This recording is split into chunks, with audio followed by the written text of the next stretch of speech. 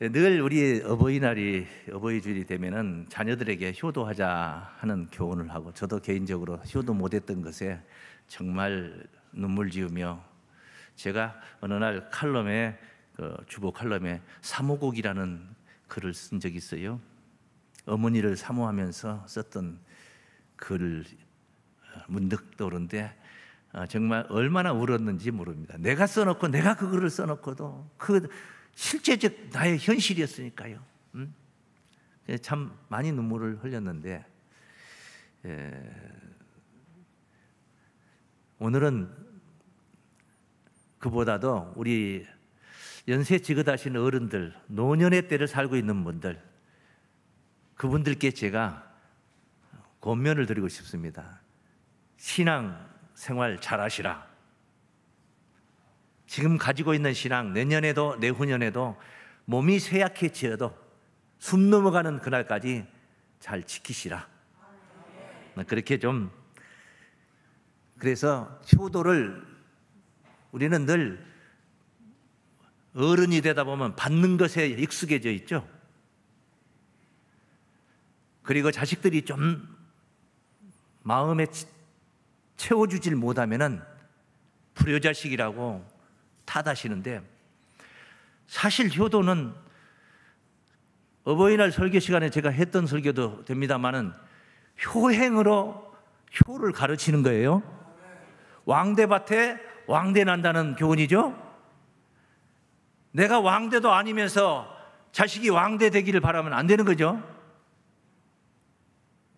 신우대밭에서 왕대가 난리 없잖아요. 효자가 효자를 낳는 거예요. 효도하는 것을 보면서 자식들이 효도를 배우는 거예요. 그런 말씀들을 많이 해왔습니다. 내가 자식들에게 어떤 대접을 받고 내가 지금 어떻게 살고 있느냐, 이 오늘의 현실, 이 결과물은 내가 뿌린 거예요. 내가 뿌린 거지, 남이 억지로 이렇게 만들어 놓은 게 아니고 자식들이 억지로 이렇게 만들어 놓은 게 아니에요. 요양병원에 가기 싫습니까? 어떤 분들은 가고 싶은 분도 있고, 거기가 신간 편하니까 가서 지낼 수도 있고, 여러 가지 생각 형태는 있을 수 있습니다.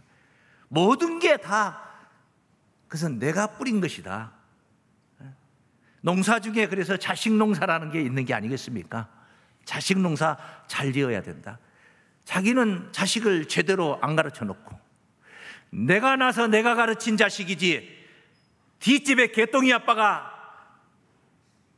내 와이프하고 자가지고 나와가지고 가르친 거 아니잖아요. 내가 나서 내가 가르쳐, 그래서 내가 지금 그 자식에게 어떤 대우를 받고 있느냐 하는 삶을 살고 있는 거예요. 나의 뿌린 결과물이다, 이렇게 받아들이고 현실을 직시하고, 항상 불평 원망보다는 감사하는 마음을 앞세워서 얼마 남지 않는 노년의 삶, 행복한 삶이 되시기를 바랍니다. 이렇게 말씀을 증가하다 보니까 안타까운 것들이 생각이 나는 거예요. 교회 지도자들 그 자녀들이 신앙하지 않고 교회 잘 안 나오는 모습들이 보이는 거예요. 그래서 굉장히 걱정이 되는 거예요. 명색이 지도자들인데 어떻게 그의 자녀들을 교회에 이끌지 못하고 있는가? 자녀들이 불신앙한다. 누구 잘못이냐? 자식들 탓 아닙니다. 부모의 잘못입니다. 우리들의 현실인 거예요. 오늘도 아침에 나오시면서 늦잠 자고 있는 자식 식탁 위에 밥 챙겨놓고 일어나서 밥 먹어라, 나 교회 갈란다 하고 온 사람이 왜 없잖아. 있을 수 있잖아요. 그 자식 일찍 깨워가지고 일찍 밥 먹고 같이 먹고 한상에서 먹고, 그리고 손잡고 교회 나올 수 있고 그래야 되는데, 그러지를 못하고 있다는 것은, 그래서 오늘 주차장에서 뒤에 정원 주차장 이 서성이면서 자기 딸내미 둘이 그냥 허리춤 붙들고 같이 이렇게 오는데 마스크를 둘 다 썼는데 키는 비슷하고 다 커가지고 이제 부모 자식이 다 같아. 생긴 것도 비슷한데 얼마나 예뻐 보이고 사랑스러운지. 그 내가 그 딸아이 이름을 물어봤는데 한 가지는 안 물어봤어요. 동생은 어째 안 보인다 하고 이거 물어봐야 되는데 거침돌이 될까봐 그냥 참았는데 동생은 어쩐다 모르겠어요. 왜 같이. 그건 원칙적으로 하면 서희 와야 되는 거거든. 아빠는 훨씬 먼저 와 있었고, 그리고 엄마가 두 딸 데리고 왔어야 되는 거거든. 근데 동생이 먼저 왔는지 조금 있다 오기로 했는지 그건 모르는. 네. 이 현장에 있는 분께 지금 드린 말씀입니다. 부모의 잘못이다. 이스라엘 나라가 왕이 없던 시대에 있었어요. 그래서 나라를 시대마다 그때그때 하나님이 사사를 세워서 나라를 통치하게 하던 시절이 있었어요. 그 대표적인 사사가 기드온이라는 사사, 입다, 이런 사사들 있잖아요. 삼손 이런 사사들. 근데 이제 그 마지막 그 사사 시대 마지막으로 가면서 엘리라는 사사가 있었습니다. 엘리. 이 사람은 제사장의 직분과 함께 겸직을 하고 있었던. 그래서 하나님의 집 실로에 그 하나님의 성소를 섬기면서 살았던 엘리라는 제사장이니까 사회적으로 이 사람이 사사이기도 한다면은 굉장히 유력한 사람 아니겠습니까? 그에게 아들 둘이 있습니다. 홈니와 비느하스라는 아들 둘이 있었는데, 이 아들들이 자기 아버지는 하나님의 성소를, 성소가 요즘날 교회처럼 여기도 교회 있고 저기도 교회 있고 여기도 성당 있고 저기도 성당 있는 것처럼 여기저기 있는 게 아니에요. 실로, 이스라엘 그 전 땅에 실로라는 장소에 한 군데만 있던 시절이에요. 그 하나님의 집, 한 군데 있는 하나님의 집을 섬기고 있는 제사장이에요. 유일한 혼자 있는 거기에 있는 제사장인데, 그 두 아들이 불량자라. 내용은 여기서 말을 꺼내기도 좀 거북한 내용인데 시간도 없고 그런 내용. 불량자라. 성경에 있는 말씀을 한번 확인하고, 사무엘상 2장 12절입니다. 엘리의 아들들은 불량자라. 그 뒤에 뭐라고 읽었습니까?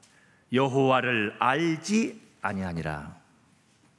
하나님을 알지 아니하니라.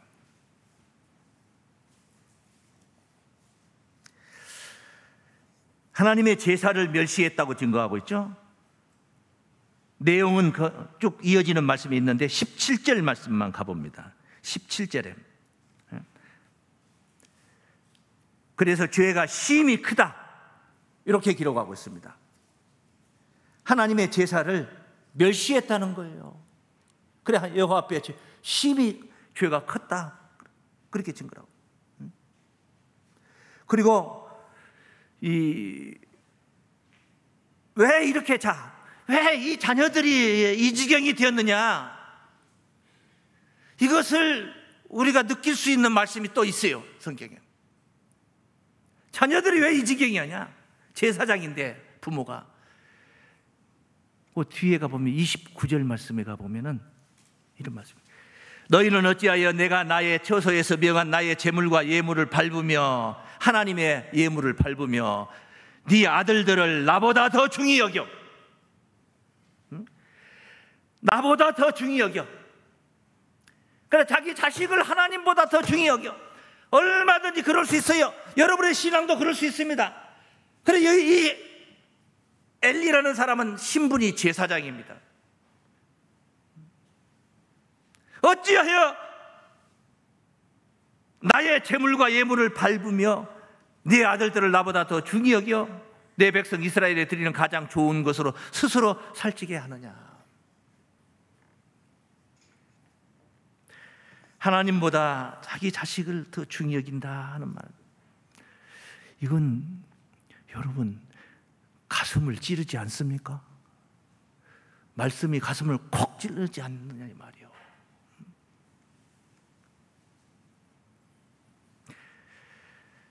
하나님 앞에 불량자로 방치해서 여기 2장 30절부터 쭉 마지막 절까지 증거되는 내용들 보면은 이 집안이 망할 것을 하나님이 선포를 하십니다.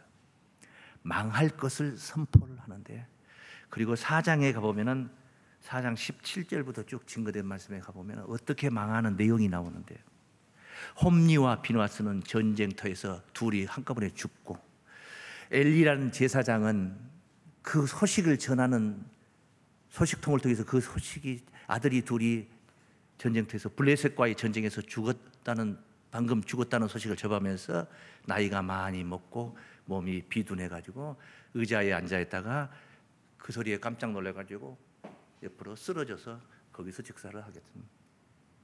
꼬꾸라져서 죽게 되는 이야기예요. 그래서 그 집안이 멸문지화를 당하는 이야기입니다. 사회적으로 정말 유력했던 집안, 그리고 종교적으로도 유력했던 신분, 제사장, 사사, 그의 집안이었다. 자식을 잘못 가르쳤다. 노년의 신앙 바르게 잘 지켜서 우리 어머님, 아버님들이 정말 복 많이 받고 땅에서 장수하시기를 바랍니다. 저는 목회 생활 내내 저희 형하고 저보다 형뻘 되는 사람들, 누나뻘 되는 사람들 어버이날 되면은 선물을 하면서 이렇게 지내오고 있습니다. 교회에서. 제가 베이비 붐 시대에 태어난 55년생 을미년 양띠인데, 어버이날 되면은 을미년 양띠는 저하고 동갑은 선물을 한 번도 받아본 적이 없어. 아직도, 올해도, 내년에도 그럴 거예요. 내후년에도 그럴 거예요. 우리 한번 따라했습니다. 노년의 신앙 바르게 지켜야 합니다. 성군 다윗을 생각을 해봅시다. 다윗이라고 해서 주변 나라를 다, 팔레스틴 주변 나라를 다 평정을 했던 대단한 장군, 장수, 왕이었지만은 그러고 해서 안 늙을 재간이 있습니까? 늙죠. 늙어요. 그래서 늙었어. 왕위를 이제 솔로몬에게 이렇게 계승을 시키죠. 옛날 우리나라 같으면 죽을 때까지 안 넘겨주고, 신하들이 만약에 그 왕위를 뭐 어떻게 또 세자마마에게 했다가는 그는 목숨이 경각간에 끝나는 그런, 왕이 살아 있으면서 솔로몬에게 왕위를 물려주는 이야기가 한 토막만 보겠습니다. 왕상 1장 47절 맞습니다. 1장 47절.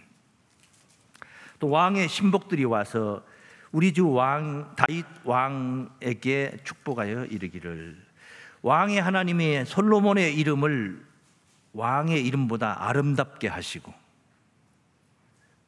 이건 금기상황에도 우리 조선시대 같으면 사실은 그 위를 왕의 위보다 더 크게 하시기를 원하나이다. 이놈 떼끼놈 들어야 될 신하죠. 이렇게 되면은 함에 왕이 침상에서 몸을 굽히고 이르시기를, 이스라엘의 하나님 여호와를 찬송하리로다. 여호와께서 오늘날 내 위에 앉을 자를 주사 나로 목도하게 하셨도다 하셨나이다 하니. 아도니아가 반역을 해가지고 그도 이제 왕의 아들인데 반역을 해서 여차여차 한 사건이 있어요.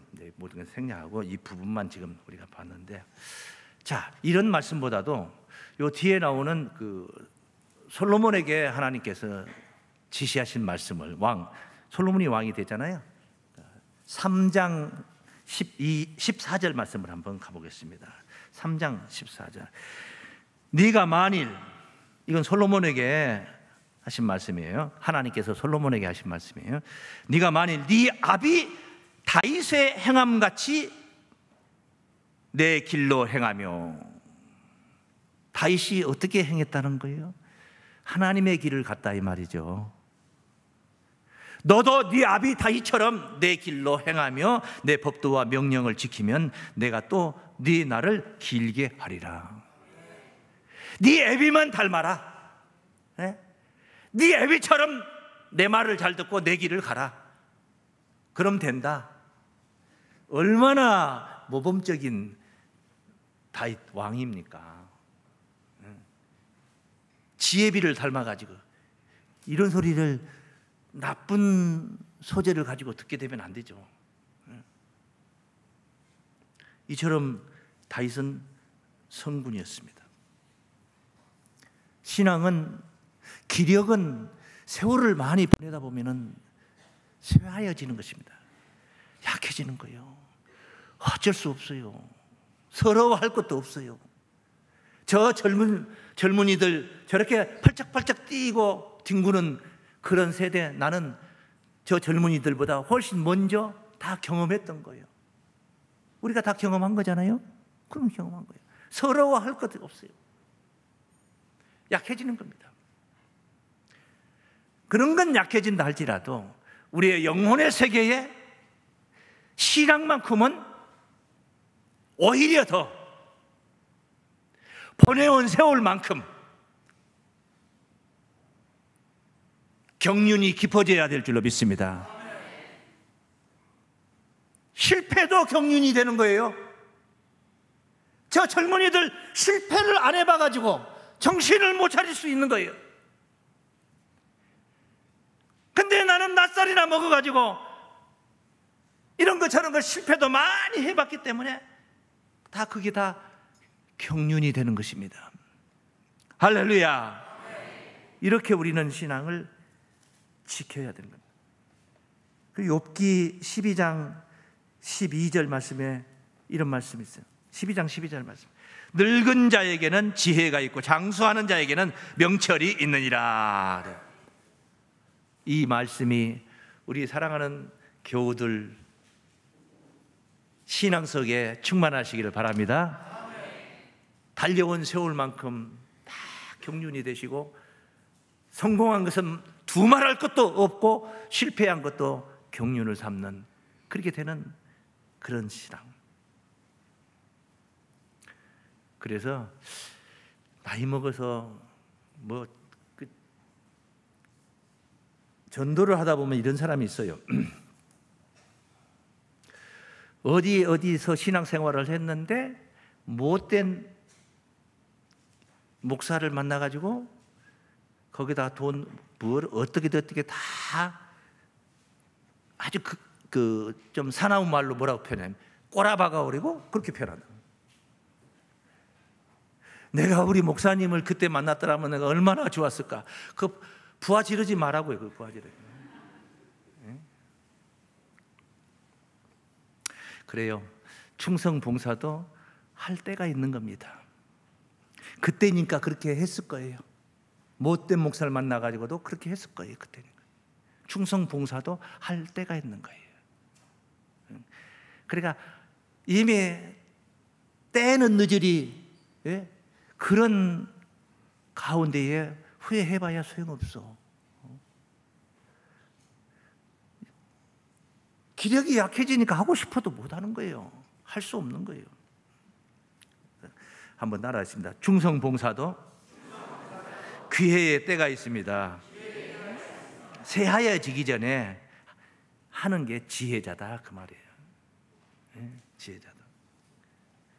우리 청년들에게 교훈이 될 만은 한데, 전도서 12장 말씀을 보십니다. 전도서 12장 1절 말씀부터 보시겠습니다. 너는 청년의 때 곧 곤고한 날이 이르기 전. 그냥 여기까지만 딱 읽어보면 청년의 때가 어느 때냐 하면은 곤고한 날이 이르기 전이다 이 말이에요. 그러니까 청년의 때가 지나고 나면은 곤고한 날이 이른다, 그런 말씀이 되는 거죠. 곤고한 날이 이르기 전 나는 아무 낙이 없다고 할 해가 가깝기 전에, 청년의 때가 지나고 나면은 아무 낙이 없는 그런 해가 가까워진다고 말합니다. 그래 청년의 때 솟는 힘을 얼마나 우리가 잘 활용을 해야 되는 거예요. 너의 전도자를 기억하라. 해와 빛과 달과 별들이 어둡기 전에 비 뒤에 구름이 다시 일어나기 전에 그리하라. 그건 젊었을 때 충성하자. 우리 젊은이들 충성합시다. 우리 젊은이들 부모를 욕보이지 마시고, 왜? 내가 하는 모든 행위, 행실, 이런 의식, 신앙생활 모든 것들이 다 부모가 가르친 것으로 나타나는 거예요. 어찌 보면 제가 부모님들께 권면한 것 같아도 자식들에게 침을 놓는 이야기예요. 내 행동거지가 어그러지면 내 부모가 욕을 먹는다. 어떻게 욕을 먹냐? 내 부모가 저렇게 가르쳤다. 나를 이렇게 가르쳤다. 그러니 내 부모가 못됐다. 자기의 못됨을 부모에게 전수시키고 있는 격이 되어버린 거예요. 충성봉사도 기회의 때가 있습니다. 필연적으로 노쇠 현상은 옵니다. 안 올 재간이 없어요. 그래서 육신으로는 충성을 못해도 이제 육신으로는 못하는 때가 오는 거야. 마음뿐이야. 그래도 하나님의 성전을 떠나지 않고 주야로 금식하며 기도했던 할머니 한 분이 계신데, 성경에 이름이 성은 안시고 이름은 나예요. 안나. 내가 아니다. 안나. 나 아니다. 안나 할머니. 누가복음 말씀 보실까요? 2장입니다. 36절부터. 아셀 지파 바누엘의 딸 안나라 하는 선지자가 있어 나이 매우 늙었더라. 그가 출가한 후 7해 동안 남편과 함께 살다가 7년밖에 못 살았네요. 과부된 지 84년이라. 그러면은 결혼한 지 몇 년 됐어요? 91년 됐죠? 91년 됐는데 19살에 결혼을 했다면은 몇 살일까요? 110세가 됐겠네요. 장수였어요. 장수. 그냥 그렇게 계산해 본 거예요. 이 사람이 뭐 19살에 결혼했겠어요? 20살에 했을지 어떻게 알아요? 30살에 했을지 모르죠. 결혼한 지 7년, 과부된 지 84년, 이 사람이 성전을 떠나지 아니하고, 성전을 떠나지 아니하고. 이런 건 할 수 있잖아요. 새벽기도 나올 수 있잖아요. 못 나올 수 있어요. 교통이 안 좋아서 못 나올 수 있어요. 상관없어요. 성전을 떠나지 않는 것은 꼭 발바닥이 성전에 닿아야만이 떠나지 않는 게 아니에요.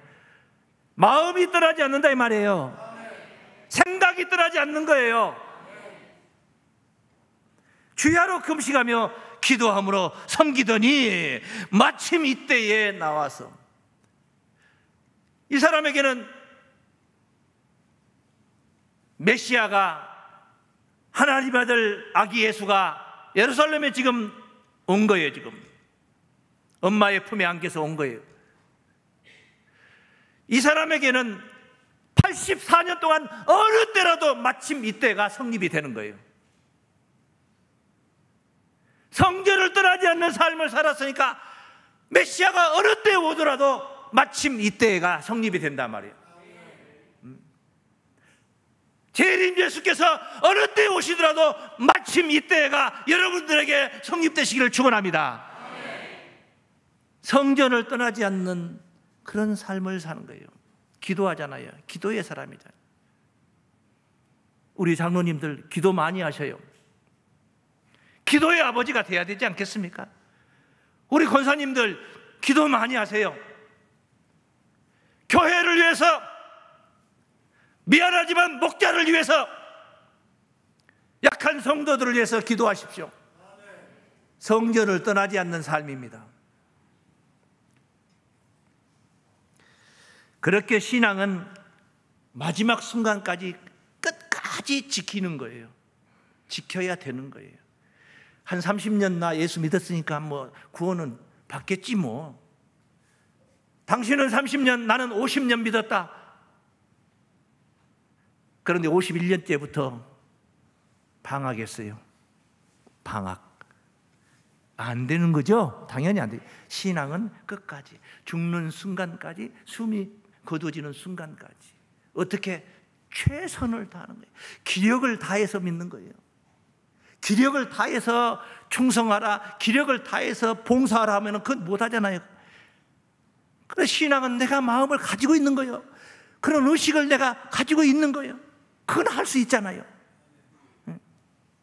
한번 따라해보세요. 신앙은 끝까지 온 힘을 다합니다.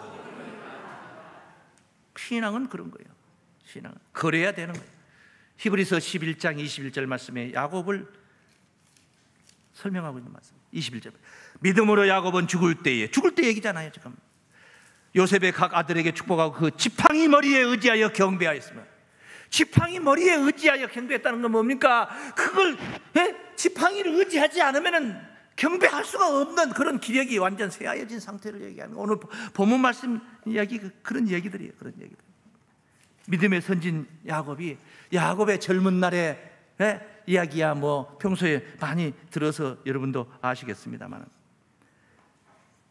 오늘 야곱이 죽으면서 죽음을 앞두고 자식에게, 요셉에게 애굽에서 장사 지내지 말고 가나안 땅, 하나님의 약속의 땅에 가서 장례를 치러달라고 어마어마한 장례식이 거행됐어요. 거기서 애굽에서부터 가나안까지 가는 그 장례 행렬 열차가, 요즘 같은 뭐 리무진 타고 가는 거 아니잖아요. 마차를 타고 가는 거죠. 어마어마한 그 행렬이 있어요. 애굽의 관료들까지 다 따라가면서 그것을 요셉이 지켰어요. 부모의 유언을 지켜주는 거예요. 가서 선영에 모시는 그런 이야기들. 여기 이제 그 이야기는 50장 1절부터 중반까지, 49장에서 죽고 그 다음에 49장 말미에서 죽고 50장 1절부터 장례 치른 행렬까지 증거가 되는 이야기들 있습니다. 여기 한 부분만 보겠습니다. 30절 말씀 보실까요? 맹세하라 하고 나서 내가 조상과 함께 눕거든 너는 나를 애굽에서 메어다가 선영에 장사하라. 요셉이 가로되 내가 아버지의 말씀대로 행하리이다. 야곱이 또 가로되 내게 맹세하라. 맹세하니 이스라엘, 여기는 바로 야곱을 가리켜서 이스라엘이라 하는 거예요. 새 이름이죠. 침상 머리에서 경배하니라. 어디서 경배하니라? 침상 머리에서 죽어가면서 그 침상 머리에서도 하나님을 경배하고 있는 그 신앙이에요.